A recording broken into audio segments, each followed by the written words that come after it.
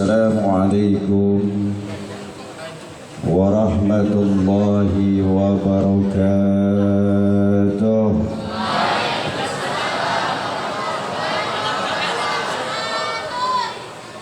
Alhamdulillahi rabbil alamin.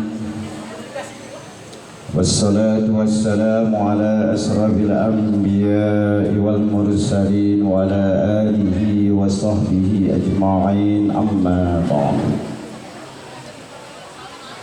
Qala Allah ta'ala fil Qur'anil Karim, a'udzu billahi minasy syaithanir rajim. Bismillahir rahmanir rahim. Laqad kana lakum fi rasulillahi uswatun hasanah. Al-ayah. Wa qala an-nabiy sallallahu alaihi wasallam, talabul ilmi fariidatun ala kulli muslimin wal muslimah. Hadirin jamaah yang dirahmati oleh Allah Subhanahu wa taala, bila khusus pembina Yayasan Pelita Nusantara Bogor, Dr. Haji Basyaruddin Thayyib MPD, dan juga yang sama-sama kita hormati Ketua Yayasan Pelita Nusantara Bogor, Dr. Hajjah Aidawati MPD, dan juga Ketua Dewan Pengawas Yayasan Pelita Nusantara Bogor, Dr. Agus Rahimin MPD, dan juga anggota pengawas Ibu Made Sumiati MPD, dan juga Dr. Andes Zainal Abidin MPD, konsultan pendidikan Yayasan Pelita Nusantara Bogor, serta Kepala Sekolah SMK Plus Pelita Nusantara, yaitu Dr. Andes Ian Sufyan MPD, beserta Dewan Guru, serta staf tata usaha, dan juga yang sama-sama kita hormati yang menjadi wasilah hadirnya silaturahim pada kesempatan ini, Ustaz Dr. Andes Nawawi, dan segenap para siswa-siswi SMK Pelita yang dirahmati oleh Allah Subhanahu wa taala. Puji dan rasa syukur mari sama-sama senantiasa kita panjatkan kehadiran Allah Subhanahu wa taala. Selawat dan salam kita sampaikan kepada Nabi kita Muhammad sallallahu alaihi wasallam. Saya ceramah nggak biasa duduk ini Pak. Dikasih dulu saya jadi agak katok. Biasanya gini, nggak apa-apa Pak ya. Karena masih muda saya. Baru 25 tahun, cuman dilihatnya dari Monas. Bapak Ibu hadirin jamaah yang dirahmati oleh Allah Subhanahu wa taala. Pada siang hari ini kita memperingati lahirnya Nabi kita Muhammad sallallahu alaihi wasallam dengan judul yaitu meneladani akhlak Nabi Muhammad sallallahu alaihi wasallam sebagai bekal membangun generasi cerdas, unggul dan berprestasi. Ini sesuai dengan hadis Rasulullah sallallahu alaihi wasallam. Saat apa Rasulullah sallallahu alaihi wasallam pernah ditanya sama sahabat, Bu, dengerin ya, saya ceramah gak lama, kurang lebih 25 menit. Setuju gak kira-kira? Setuju gak? Setuju gak? Beritanya pada budek semuanya ya. Rasulullah sallallahu alaihi wasallam pernah menjawab satu pertanyaan dari para sahabat. Ya Rasulullah, siapakah mukmin yang paling baik?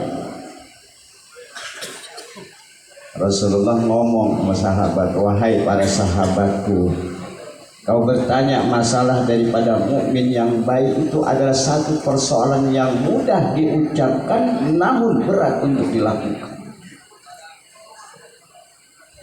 Nanya sahabat, ya Rasulullah, apa yang engkau maksudkan? Jawaban daripada baginda Nabi kita Muhammad sallallahu alaihi wasallam yaitu apa? Ahsanuhum khulaqa. Yaitu orang yang mukmin itu adalah orang yang baik daripada akhlaknya dalam hal ucapan, dalam hal perkataan, dalam hal perbuatan. Kadang-kadang banyak orang tiba hanya bisa berkata namun enggak melakukan. Ada gak kira-kira yang begitu? Ada gak? Mana orangnya? Jadi kata Rasulullah sallallahu alaihi wasallam, orang yang baik akhlaknya dalam ucapan, dalam perkataan, dalam perbuatan, dalam tingkah laku. Apa ucapannya? Yang pertama kata Rasulullah, beliau seorang mukmin yang sejati, yang akhlaknya baik dalam ucapannya, yaitu mereka yang berkata jujur. Berkata jujur gampang apa susah? Gampang apa susah? Gampang, ngomong doang. Ini jujur. Akhlak dalam ucapan. Kadang banyak orang hanya berkata namun mereka tidak mau melakukan hal semacam itu. Makanya ada satu riwayat dulu, ada orang pemabok, penzina, pengen taubat, menghadap Rasulullah sallallahu alaihi wasallam, ya Rasulullah, saya pengen taubat. Apa syaratnya? Rasulullah hanya berbicara, yaitu jujur. Wah, kalau itu mah gampang ya Rasulullah. Akhirnya apa? Dia lewat ke tempat yang namanya orang suka mabuk. Dia mau mabuk lagi, diingat omongan Rasulullah. Kalau saya ditanya sama Rasulullah, saya mabuk lagi, ini kan berarti saya nggak jujur. Akhirnya dia nggak lakukan. Begitupun dia mau berzina, diingat lagi omongan Rasulullah. Syaratnya hanya jujur. Kalau aku ketemu Rasulullah, kalau aku ditanya, kalau aku nggak jujur, berarti adalah perbuatan dosa. Makanya akhlak yang baik bagi seorang mukmin yaitu apa?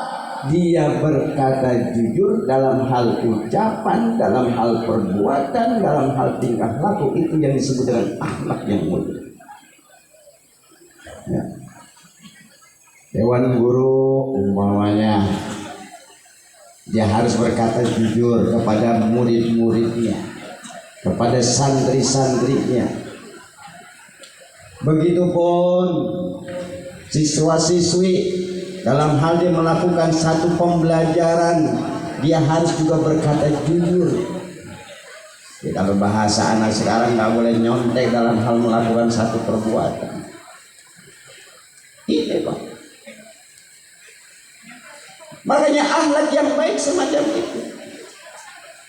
Makanya pantas Rasulullah sallallahu alaihi wasallam menyampaikan yaitu apa? Orang yang tidak jujur, dia berdusta dalam hal perkataannya, dalam hal perbuatannya. Rasulullah sallallahu alaihi wasallam memberikan satu ciri terhadap orang semacam itu, yaitu apa? Ayatul munafiqi salata. Tanda-tanda orang-orang munafik itu ada 3 kata Rasulullah. Idza haddatsa kadzaba, apabila dia berbicara dia ngomong dusta. Loh. Jadi orang yang nggak punya akhlak dalam hal ucapan berarti dia merupakan ciri-ciri orang-orang munafik. Karena orang munafik Pak, kalau bahasa sekarangnya omdo. Ngomong doang. Ada gak orang ngomong doang? Kalau Betawi bilang ngomongin sebakul, gitu. Ngomong doang. Kalau bahasa orang sinian mungkin tukang ngibul. Tahu gak tukang ngibul? Tukang ngibul. Ya kalau bahasa peribahasa itu apa? Tong kosong nyaring bunyinya, gitu. Makanya orang yang tidak menjaga akhlak dalam hal ucapan, Rasulullah Sallallahu Alaihi Wasallam mereka bagian daripada ciri-ciri orang-orang munafik. Guru yang mereka nggak berkata nggak jujur, dia berkata dusta terhadap murid-muridnya, termasuk guru yang ciri orang munafik. Ustadz, kiai, pejabat dan lain sebagainya, mereka yang hanya pintar berkata namun tidak bisa melakukan, mereka termasuk ciri-ciri orang-orang munafik. Makanya berat, Pak. Ngikutin akhlak Rasulullah ini kalau kita enggak niatkan dengan yang namanya mencari ridha Allah, berat. Makanya sampai orang munafik itu dijelaskan oleh Allah Subhanahu wa taala di dalam Al-Qur'an, yaitu apa? Innal munafiqina fid-darki asfali minan nar. Sesungguhnya orang-orang munafik itu aku tempatkan mereka beradanya di keraknya api neraka. Orang munafik. Orang munafik. Kalau dulu saya waktu masih kecil, kalau makan kerak itu kan kalau dari panci itu nasi diaronin paling kerak tuh paling enak dulu. Dikasih garam dulu begitu tuh, enak. Tapi kalau yang namanya keraknya api neraka udah kagak enak. Ini Pak. Makanya meneladani daripada akhlaknya Rasulullah Sallallahu Alaihi Wasallam adalah generasi yang cerdas. Dengan mengikuti daripada akhlaknya Rasulullah Sallallahu Alaihi Wasallam, bagaimana caranya? Rasulullah memberikan satu solusi. Didiklah anak-anakmu dengan 3 perkara, kata Rasulullah. Addibu auladakum. Didiklah daripada anak-anakmu dengan 3 perkara. Yang pertama apa? Yaitu untuk mencintai daripada nabinya. Ini salah satu contoh. Dengan kita memperingati lahirnya Nabi Muhammad Sallallahu Alaihi Wasallam merupakan membuktikan kecintaan kita kepada Rasulullah Sallallahu Alaihi Wasallam.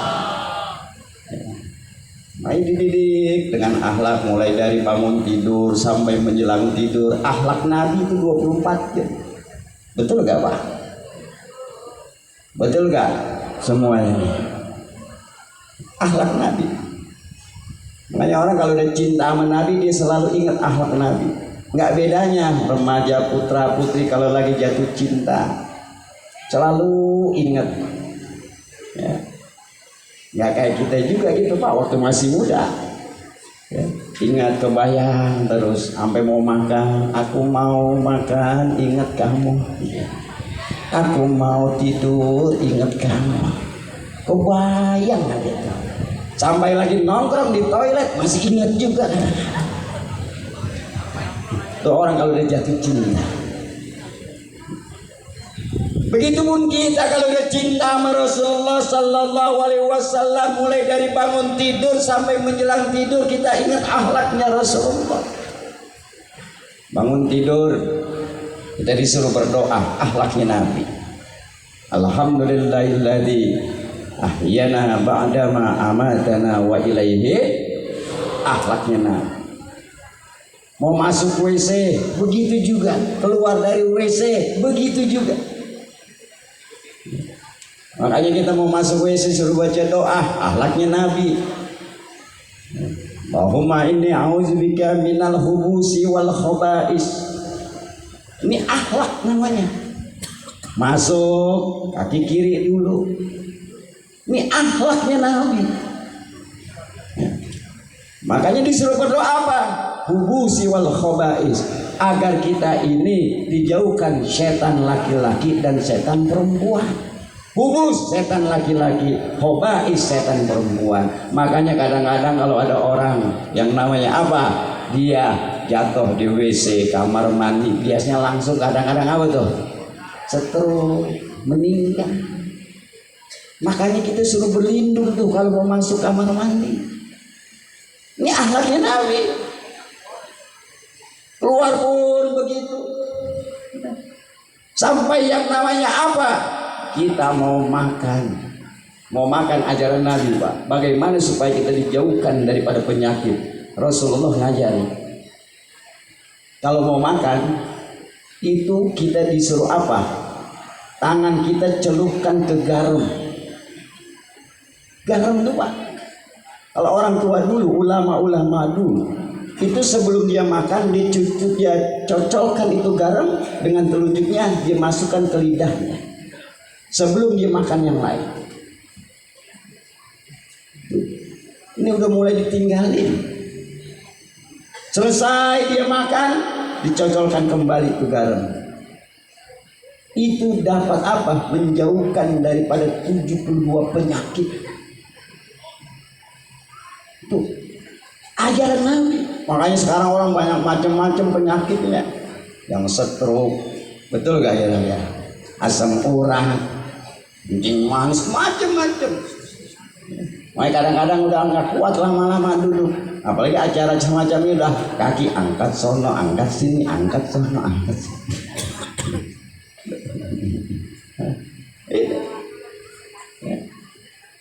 Makanya ini akhlaknya Nabi kita Muhammad sallallahu alaihi wasallam yang kadang-kadang kita tinggalin.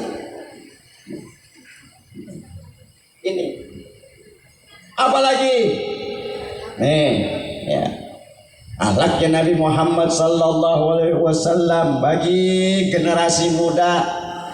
Apabila sudah balik, mereka diajarkan untuk apa? Nutup aurat. Ajaran Nabi. Kadang-kadang anak-anak remaja pakaiannya pada meletet, tahu gak meletet? Ya, ke atas kagak, ke bawah kagak, pusernya kelihatan kadang-kadang. Nah, mending orangnya cakep, udah bogel, keling, hitam, hidup lah ya.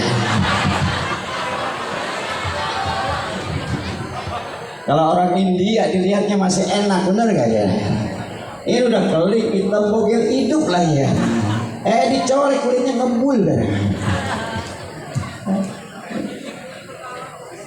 Jadi aurat ditutup. Kadang pakai pakaiannya udah nggak ngikutin ajaran Nabi. Pakaiannya pakai celana wahai. Wahai apa hawai? Iya kan begitu. Wahai kalau segini, kalau segini hai hai. Senang lagi, aduh hai.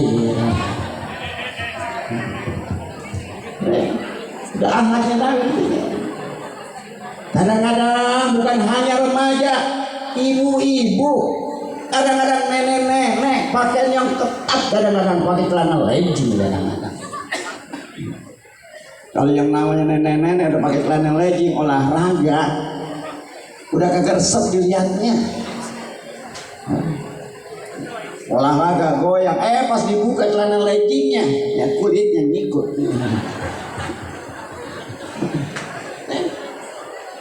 Ke pasar kadang-kadang udah macam-macam. Bagaimana kita menghidupkan daripada akhlaknya Rasulullah sallallahu alaihi wasallam keseharian kita? Makanya apa? Cintai daripada ajaran Nabi Muhammad sallallahu alaihi wasallam. Yang kedua, yaitu apa? Disuruh kita mencintai zuriyahnya Rasulullah sallallahu alaihi wasallam. Keturunan-keturunan Nabi Muhammad sallallahu alaihi wasallam. Hanya kita disuruh untuk mencintai. Rasulullah tidak meminta apa-apa, hanya minta kepada apa? Cintai keluarganya, kecintai daripada yaitu keturunan-keturunannya. Yang disebut dengan zuriyah. Karena di situ ada darahnya Nabi Muhammad sallallahu alaihi wasallam. Yang ketiga, wa qiraatul Quran. yang gemar, yang rindu dengan membaca Al-Quran. Karena orang-orang yang rindu, yang senang, yang hobi dia membaca Al-Quran, maka dia dirindukan oleh surganya Allah Subhanahu wa ta'ala. Al-jannatu mustaqatun ila arbatin nafar. Surga itu merindukan 4 golongan. Mana yang pertama di antaranya? Talil Quran. Orang yang rindu, yang senang, yang hobi baca Quran. Sekarang saya mau tanya nih. Sekarang lamaan megang HP atau baca Quran? Ayo jujur lah. Jujur. Megang HP sejam 2 jam sebentar. Baca Quran 5-10 menit mata ngeriap. Bismillahirrahmanirrahim. Yasin. Ngapa pura-pura menembang saya ini? Sadaqallahul azim. Main HP lagi, terang lagi ya. Emang setannya gede. Padahal dia membaca Al-Quranul Karim, kata Rasulullah Sallallahu Alaihi Wasallam, 1 huruf yang dia baca mendapatkan 10 kebaikan. 1 huruf. Coba Bismillah berapa huruf? Halo, Assalamualaikum. Bismillah berapa huruf? Bismillah berapa huruf? 8. Bismillah itu ada 19 huruf. Kali 10 berarti sudah 190 kebaikan yang kita dapatkan. Baru baca Bismillah, belum surat yang lainnya. Betul? Makanya orang yang ngamalin Bismillah, Pak, itu akan dimudahkan berbagai urusannya oleh Allah Subhanahu wa ta'ala. Saya itu diijazahkan oleh guru saya Al-Habib Toha bin Muhammad Al-Hasani, ya. Itu ngamalin Bismillah 789 kali. Itu alhamdulillah. Duit nggak pernah putus. Duit nggak pernah putus. Kalau putus nggak laku. Luar biasa. Inilah renungan buat kita. Makanya talil Quran. Orang yang rindu, yang senang, yang hobi dia baca Al-Quran, dia akan dirindukan oleh surganya Allah Subhanahu wa ta'ala. Kenapa? Karena Al-Quran menjadi syifaan li ashabihi. Al-Quran menjadi yaitu syafaat, pertolongan bagi orang yang gemar membacanya. Makanya alhamdulillah di SMK Pelita Nusantara ini tadi saya dengar, kalau belum yang namanya hatam Quran atau dia belum hafal Quran salah satu surat, belum untuk disebut dengan yaitu santri atau yang namanya murid daripada SMK Pelita Nusantara. Begitu ya tadi ya. Ini luar biasa. Jadi luarnya umum ya, tapi dalamnya ada nilai religiusnya, nilai keagamaan. Tepuk tangan buat SMK Pelita Nusantara. Alhamdulillah. Apalagi tadi ada lomba antar guru pidato. Saya tadi udah deg-degan juga saya ini. Ini guru semua lomba pidato semua ini. Ini luar biasa. Ya. Kita lagi deh ya. Nah, zuhur jam 11.40 menit. Ya. Ini masih ada kurang lebih 20 menit lagi. Jadi tahlil Quran. Apalagi kita memberikan satu contoh kepada anak-anak kita baca Al-Quran, luar biasa. Ini akhlaknya Nabi. Makanya suatu saat Rasulullah Sallallahu Alaihi Wasallam ya, ditanya ya, bagaimana supaya ini dijauhkan daripada azab kubur ya Rasulullah. Rasulullah hanya satu kuncinya, yaitu apa? Tilawatil Quran. Karena orang yang ingin dijauhkan daripada azab kubur, siksa kubur, itu sering-sering baca Quran. Karena akhlaknya Nabi adalah Al-Quranul Karim. Luar biasa. Kenapa Pak? Karena kita ini bakalan mati semuanya. Betul gak? Betul? Ya. Ini kita bakalan mati semua. Nggak ada yang sempurna di dunia ini. Kapan? Nunggu waktu, nunggu absen dari malaikat ijroin kita. Ya. Karena kita nggak tahu pulang dari tempat ini kita masih hidup, betul. Siapa yang bisa menjamin nanti malam, besok pagi, minggu depan kita masih hidup? Nggak ada. Bisa aja hari ini adalah hari terakhir kita, betul. Makanya sering perbanyak daripada tilawatil Quran. Karena orang yang rindu, yang senang, yang hobi daripada Al-Quranul Karim, mereka mengikuti daripada akhlaknya Nabi Muhammad sallallahu alaihi wasallam. Cuman semuanya harus didasari dengan ilmu. Tanpa ilmu ya repot. Baca Al-Quran nggak ada ilmunya, repot. Baca selawat nggak ada ilmunya, repot. Sholat nggak ada ilmunya, repot. Semuanya harus didasari dengan ilmu nurun, karena ilmu itu adalah cahaya. Ya, pakai peci aja Pak, ada ilmunya. Kita pakai peci ini, topi. Ya. Kalau begini kita peci, kondangan, sholat. Ya, kalau sholat taikin sedikit, jidat harus kena. Ya kalau miring sedikit, ya nongkrongnya di pos hansip gitu. Harus ada ilmu. Sholat begitu juga. Ya. Jangan kita yang namanya sholat asal sholat saja, harus ada ilmunya. Bacaan Al-Qurannya, semuanya harus diiringi dengan kalimat takbir, dengan bahasa Arab, nggak boleh dengan bahasa yang lain, betul. Harus ada ilmu. Seluruh dunia harus satu kata di dalam hal persoalan sholat. Hanya satu yang digunakan adalah bahasa Arab. Allahu Akbar. Nggak boleh pakai bahasa daerah. Tentang orang Betawi, Allah gede bener. Nggak boleh. Tentang orang Padang, Allah nan Padang. Nggak boleh. Harus kalimat takbir.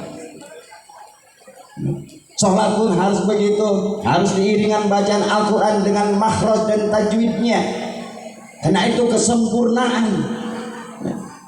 Jangan sholat baca Fatihah pakai lagu Jawa Barat, lagu Manuk Dadali, iyyaka na'budu wa iyyaka nasta'in.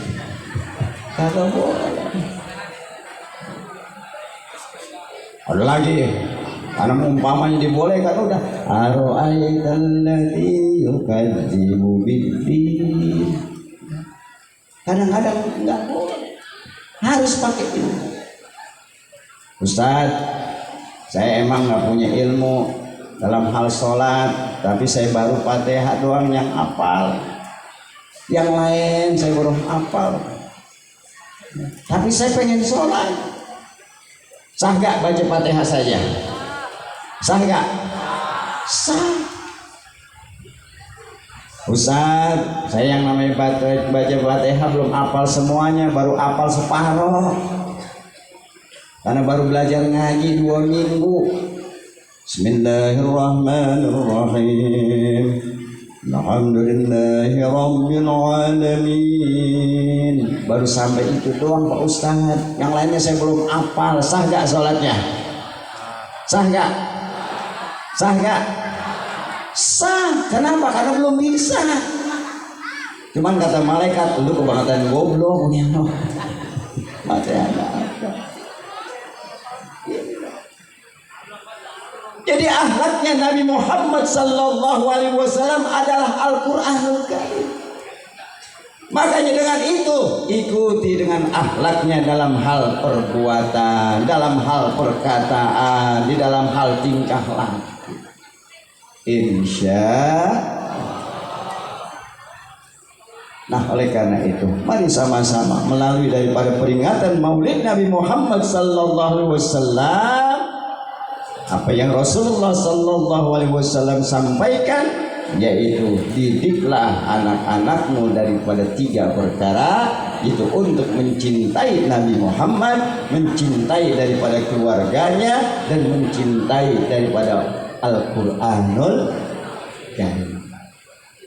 Kenapa? Karena anak ini adalah generasi kita. Kalau mereka bisa baca Quran, dia mencintai nabinya, berarti dia mencintai agamanya. Kita meninggal dunia, ada yang doakan. Saat kita sakratul maut, ada yang membacakan Quran. Cakep gak kira-kira? Kita lagi ngap-ngapan nih, lagi menghadapi nada, menghadapi sakratul maut. Karena anak kita bisa baca Al-Quran, istri kita bisa baca Al-Quran. Saat nazar, saat itu kita dibacakan daripada ayat-ayat Allah, yakinlah pada saat kita keluar akan ada ucapan dari mulut kita, kalimat la ilaha illallah Muhammadur Rasul. Ini adalah karena kita akan ngalamin mati semuanya, Pak. Enggak bapak-bapak, enggak ibu-ibu, enggak remaja, tinggal hanya nunggu waktu. Karena saat kita meninggal dunia, saat kita meninggal dunia, Pak, ini dijelaskan di dalam hadis Rasulullah. Saat jenazah diangkat ke dalam kurung batang, ke dalam keranda, itu jenazah ngomong. Cuman yang gotong kagak denger. Kalau dengar kira-kira dibawa apa dilemparin. Dijelaskan oleh Rasulullah sallallahu alaihi wasallam, idza wudi'atil zanazatu fahtamahar rijalu ala a'naqihim wa in kanat salihatan qaddimuni. Pada saat jenazah diangkat ke dalam keranda, tahu kan keranda? Kurung batang. Itu kurung batang kendaraan khusus. Walaupun yang bikin nggak mau masuk duluan. Betul. Mamanya nih, ketua yayasan di sini, ayo sama-sama kita bikin kurung batang. Ya, kita patungan. Setelah jadi, Pak masuk duluan, bilang apa? Enggak dah, belum mau gua.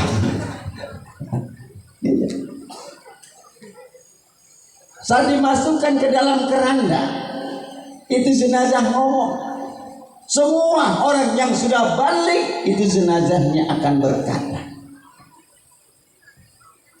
Apabila jenazah itu semasa hidupnya dia beramal soleh, dia berkata baik, dia berperilaku baik, maka jenazahnya akan berkata, qaddimuni, buruan antarkan ke alamku. Kenapa, Pak? Karena kuburnya telah diperlihatkan oleh Allah, Raudhah min riyadil jannah.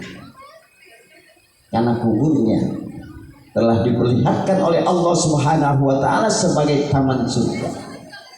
Makanya sering ada orang berdoa begini, semoga kuburnya dijadikan Raudhah min riyadil jannah. Begitu kan?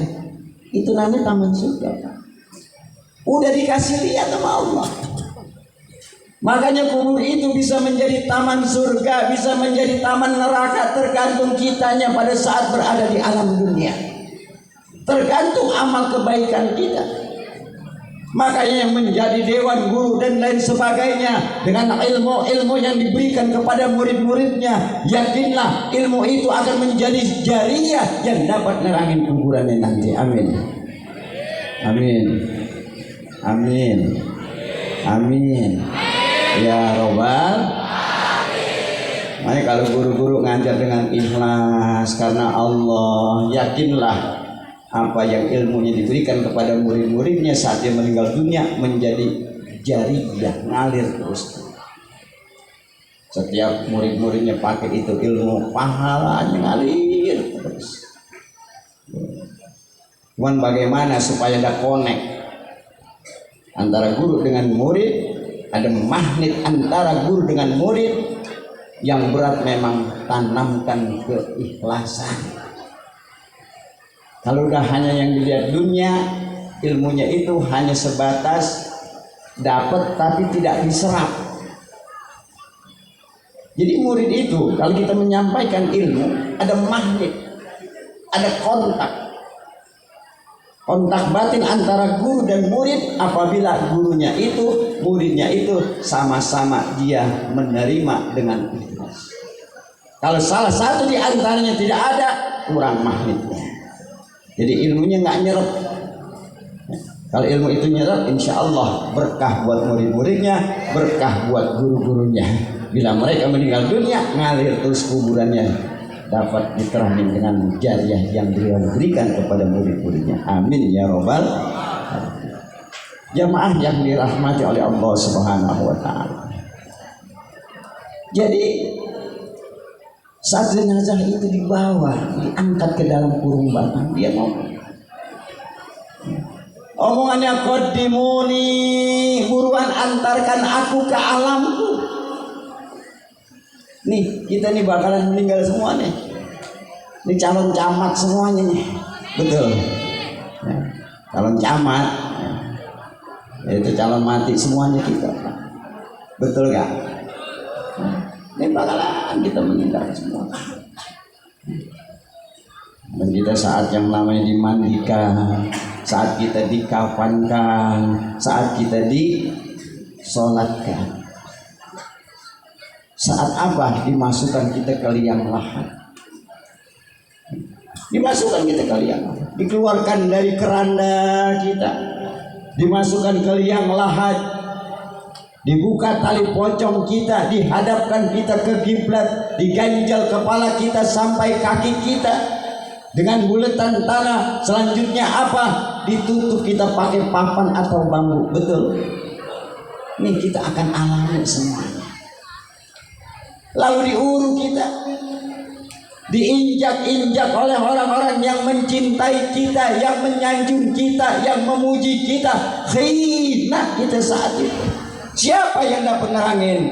Wa amalu, amal kebaikan kita. Mana di antaranya? Yaitu dalam hal sebagai generasi yang cerdas, unggul dan berprestasi, ini merupakan bagian amal yang dapat nerangin kuburan kita nanti. Amin ya robbal. Oleh karena itu, pada para siswa dan siswi, bagaimana supaya menciptakan akhlak yang mulia, maka ikuti daripada ajarannya Nabi Muhammad sallallahu alaihi wasallam. Demikian apa yang saya sampaikan. Semoga banyak hikmah dan manfaatnya. Bila dalam hal ucapan, perkataan dan lain sebagainya, bila banyak kekurangan kehilafan, mohon bukan pintu maaf yang seluas-luasnya. Demikian, wassalamualaikum warahmatullahi wabarakatuh.